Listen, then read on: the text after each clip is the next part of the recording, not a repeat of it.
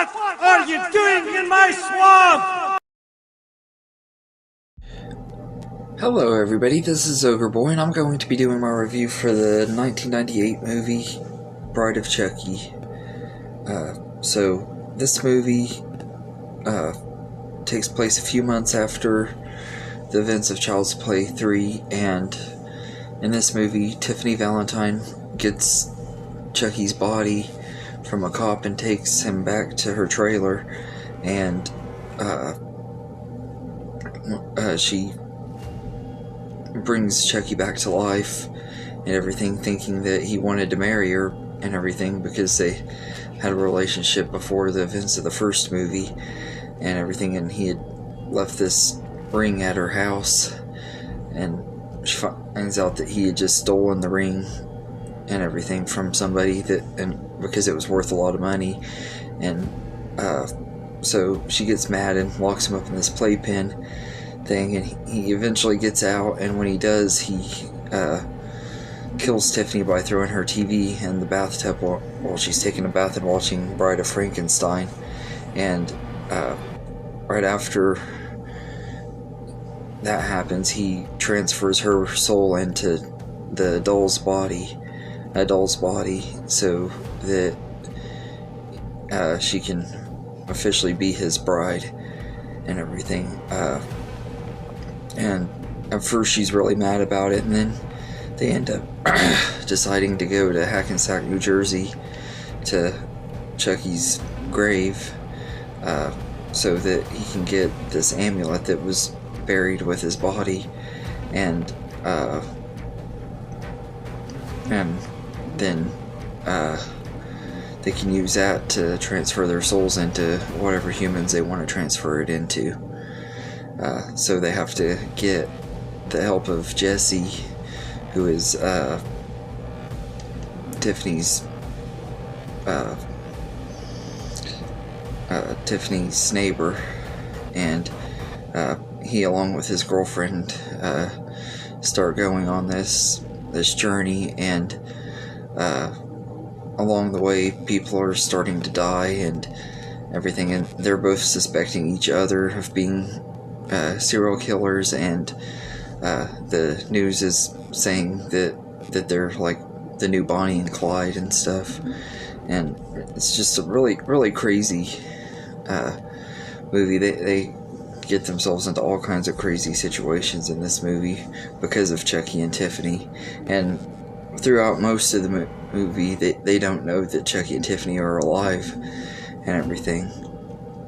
But it's a really fun movie, and this is the first one in the franchise that doesn't have Andy in here at all and everything. They decided to just focus on Chucky and Tiffany, and it don't really bother me that bad. I like that they were trying to change things up, and it also is more of a comedy too. It has a lot of self-referential humor and stuff, thanks to coming out just a few years after Scream, and everything, like in that era of the 90s and stuff, like a lot of the movies were trying to replicate the popularity of Scream and I Know What You Did Last Summer, and this is one of the ones that it really worked really well on. They did it with other franchises at that time too, like Halloween with Halloween H2O, and that one was pretty decent too, but out of the two, I definitely would prefer Bride of Chucky and everything. I think out of all the ones that they say are Scream ripoffs, this one is my favorite one. I just absolutely love the movie in here, and it has a lot of really cool little Easter eggs. Like at the beginning you see like Leatherface's chainsaw, and Freddy's glove, and Michael Myers' mask, and Jason's hockey mask and stuff. It's a cool little Easter eggs that indicate that all these characters live in the same world. I thought that was kind of cool and everything, especially since Ronnie Yu would later go on to direct Freddy vs. Jason, which is a pretty good movie too, for the most part. He's directed a movie with my top three favorite horror icons and everything, and did really great with two of them and butchered one of them. But I don't want to get on a rant about Jason again, and Freddy vs. Jason in this video.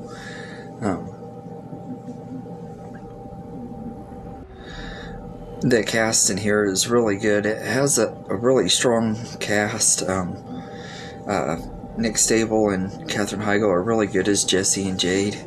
They have really good chemistry together. I know a lot of people say they're annoying characters and stuff, but I think they're okay. I don't think they're near as bad as a lot of people say they are. And I know a lot of people probably don't like them because Katherine Heigl plays Jade, and a lot of people don't like her nowadays. This was before she became famous, though. But I didn't think she was all that bad in this movie. I think this is that they were just fine for their roles.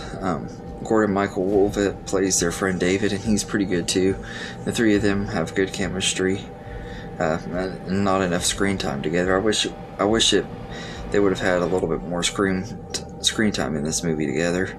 But he gets a pretty brutal death too. David does.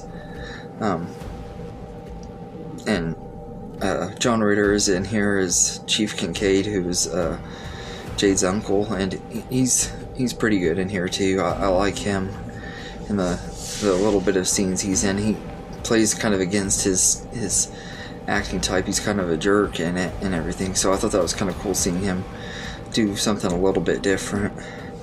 And but yeah, all of the cast in here are really good. Alexis Arquette's in here too as Howard Fitzwater, or also known as Damien Baylock, who is a friend of Tiffany. He's pretty good in here too. In the little bit of scenes he's in, he gets one of the best kills in the movie. But all of the human cast are really good. And then you got Chucky and Tiffany, and I don't know how they managed to do this, but their chemistry is absolutely amazing. Like for the most part, it's just the voice acting chemistry and everything. And I don't know how they do that with movies. They've done it with other animated movies and stuff too, like in Toy Story and Shrek and stuff, where these actors have really great chemistry with just their voices.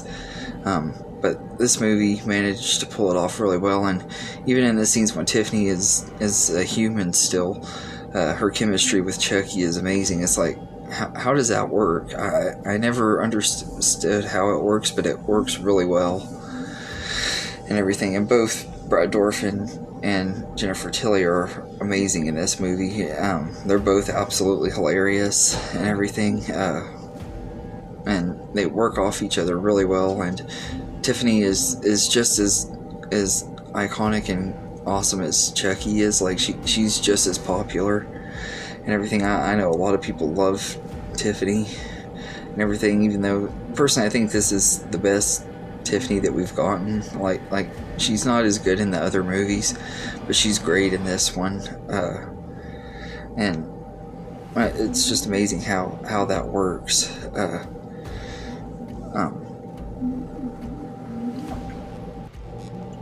The kills in this movie are really good too. At the beginning of the movie, Tiffany kills a cop that brings her the Chucky doll and everything. She slits his throat, and it's really a brutal, gory death. Really well done. I really love that death. And then you got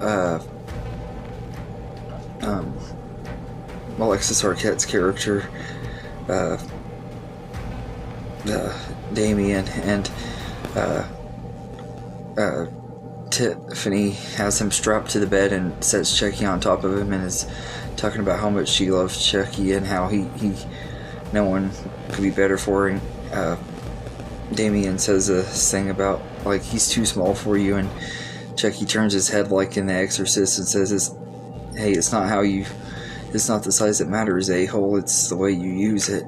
One of his best one-liners, and he pulls out his lip ring and takes the pillow and suffocates him. Really good death and everything. Chucky and Tiffany are both just laughing while he's doing it and everything, showing how crazy Tiffany is and everything. I thought that worked pretty good.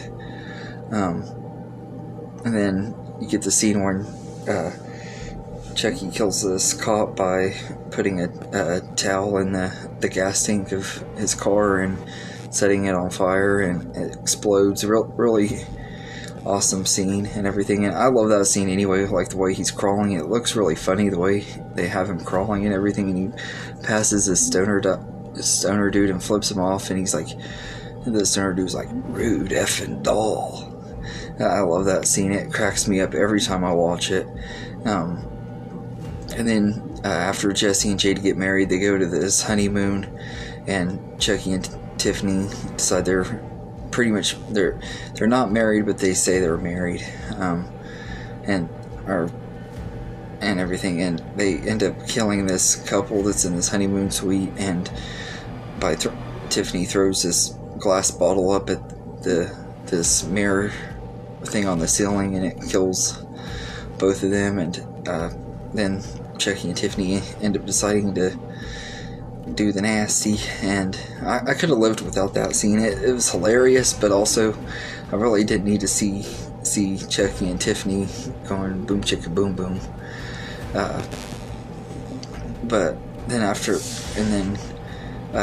think that was, well, and then there was one other death. When David dies, he accidentally kills himself after he finds Officer Kincaid's body in the van and everything. Chucky and Tiffany reveal that they're alive, and he steps back onto the street and gets hit by a semi-truck, kind of like how the girl did in Final Destination with the bus, except this was a couple years before that and everything, so you could kind of say that Final Destination stole that death scene. But it was a really cool scene. It kind of came out of nowhere. It took me completely by surprise when I saw it the first time and everything. It was like, dang, that was scary. But it was a good scene. I think that was the last one out of and then the guy digging Charles Lee Rave's grave gets shot in the head and everything. You don't really see a lot, except you just see the blood splatter onto the headstone. And that one was kind of cool too, but it has some pretty good kills in here, and the last act at the cemetery is pretty good, and everything, although seeing Chucky just die by being shot in the heart like he was in the first one, it was kind of repetitive, and I wish they would have found a more fancy way to kill him and stuff, instead of just doing it the same way they did in the first. But it works enough, I guess, and everything. And then of course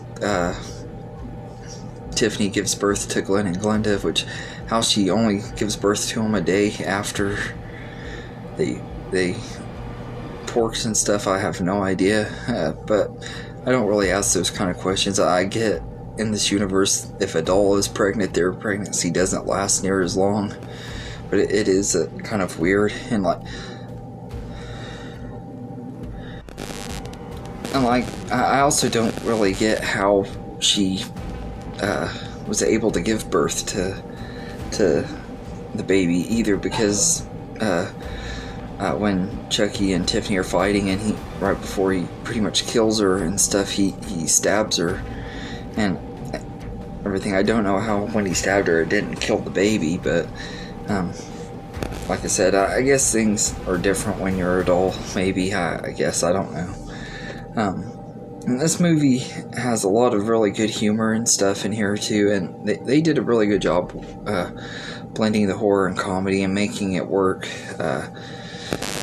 It could have just not been as entertaining and stuff, but it works really good. And even like the poster of the movie is like a parody of Scream 2's poster, which I thought was kind of funny and everything. I never really noticed it until just a few years ago that it was like a parody of Scream 2's poster. But I really enjoy Bride of Chucky. I think it's a really, really fun movie, and has a lot of good jokes, some creepy moments, and it blends the two really well, and with a really great cast, and really fun story. I wouldn't say it's my most favorite in the franchise, but it is one that I absolutely love, and I always enjoy it every time I watch it. And it's only like an hour and a half or a little bit under, so it flows really well. It's not over long or anything, which that's one thing I like about this franchise, is none of the movies are real long. They do their business and move on. It works perfectly. Like, the pacing in all of these movies are really well done for the most part. Even though 3 was a little bit slower, it still had pretty decent pacing and everything. And this one is really fast paced. It goes by really fast and everything. And it's a really fun movie. So I'd say I'd give Bride of Chucky a 9 out of 10. I really love this movie and everything. It's one of my favorites in the franchise, and I think it was actually the second Chucky movie that I ever saw. I saw this one after I saw the first Child's Play movie, and everything, and I just absolutely loved it and everything. So anyway, let me know in the comments what you think of Bride of Chucky, and I hope you enjoyed this video, and have a good day, everybody.